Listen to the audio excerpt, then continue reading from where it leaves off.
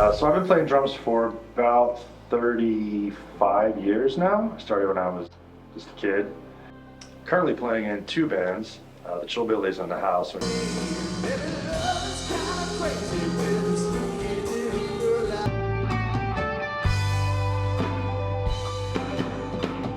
we both do some classic rock and some southern rock. My full-time gig, though, is teaching at School of Rock here in Buford. That is just a really cool facility with a great staff and a lot of really fun and talented kids coming here to play music.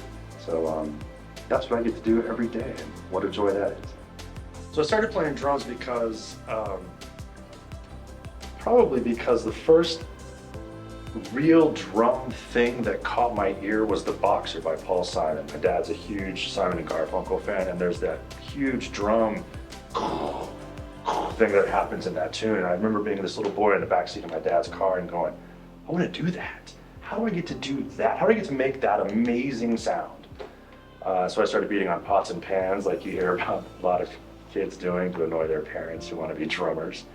My dad had finally had enough, talked to my mom, and they got me into taking lessons at a local junior college. So that's really how I kind of got into playing drums and why I got into playing drums.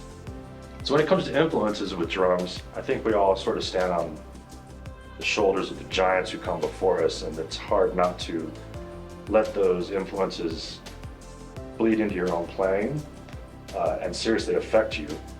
And so I think for me, the first big influence was Neil Peart from Rush. And then as I grew as a drummer and musician, I started exploring other types of music, jazz, blues, classic rock. So you get into the John Bonhams, you get into the Buddy Riches. But then I started figuring out I liked more progressive music, a la Alan Holdsworth, Pat Metheny, King Crimson, these kinds of things that you get into those drummers. And all of that stuff really came into to be a huge influence in my drumming and my playing and the way that I approach the instrument. So when it comes to what I enjoy playing the most, I think would have to be, and this is going to sound contrary to what I just said, the basic groove that makes the dance floor come alive. In my youth, I think it was the stuff, right? Chop heavy, look what I can do. But as I've gotten older, I think I find more, let's say, appreciation for a big, nice pocket. Let my bass player fill it, let the guitar players fill it, and I'll get my spot. And when I get my spot, I'll take advantage of it. Till then, I'm here to hold down that pocket and make things feel great.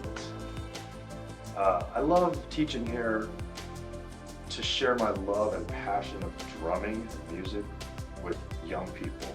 Did we get into the eighth note triplet stickings? No, but let's see what it is. But let's get into it. Yeah. Awesome. And I mean young people of all ages. I had a student here who was 4, and I've had students who were 24. And all of them find this little spark of joy in music differently.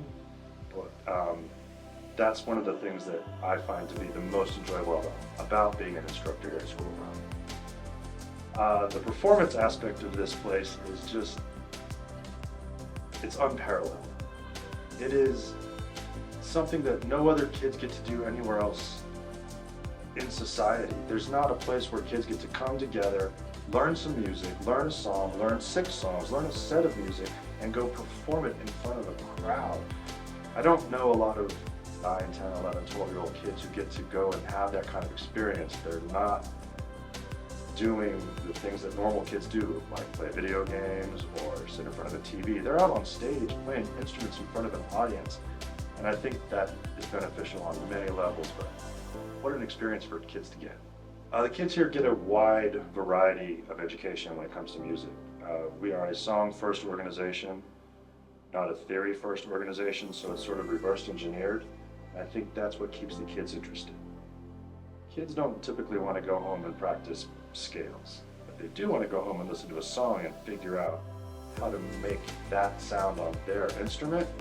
And the instructors here are so good at helping those kids accomplish that.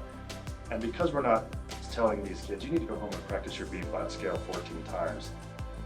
That's not going to keep a kid interested. What is going to keep a kid interested is, I need you to go home and listen to Crossroads by Cream. Way more entertaining, right? And it's going to keep them here. And it doesn't matter if they're playing bass, guitar, keys, vocals, drums. Everybody's going to get to learn this piece of music. And then when they come into class, go, hey, teacher, I had a little trouble with this part. And then we get to say, oh, those are triplets. Let's talk about those. So you see how just adding a simple little layer of complexity can make this exercise something much more than it is on the page? Yeah. You're smart enough and creative enough to do this all on your own. Have fun with this stuff. Okay. And that's how we sort of reverse engineer it here. And it's such a great boom for the kids because one, it keeps them engaged, and two, they're learning music without knowing they're really learning music. So when it comes to kids being curious about coming to School of Rock, going to a music school in general, but especially here at School of Rock, I think the important thing to remember as a young person getting into something new like this is that you just can't do it yet. It's like everything in this life, you know, you're gonna start something new, you're gonna be terrible at it when you start. You used to not be able to walk, right? Now you do that just fine. And the same goes for drums, guitar, or keys, or any of this stuff. You just can't do it yet. So I see a lot of times when I'm with a student, they get a little frustrated with a new exercise, a new pattern, something that's a coordination exercise. That go home play with this for a week, and then come back next week and watch. It's gonna be so much better. And if it's not better this week, it will be better next week. I know it will, because it all works out like this. And so I think that the best little piece of advice I could give an incoming student would be not to get frustrated with something that you're unfamiliar with. Give it time and work with it, and you're gonna be so much better off in the long run.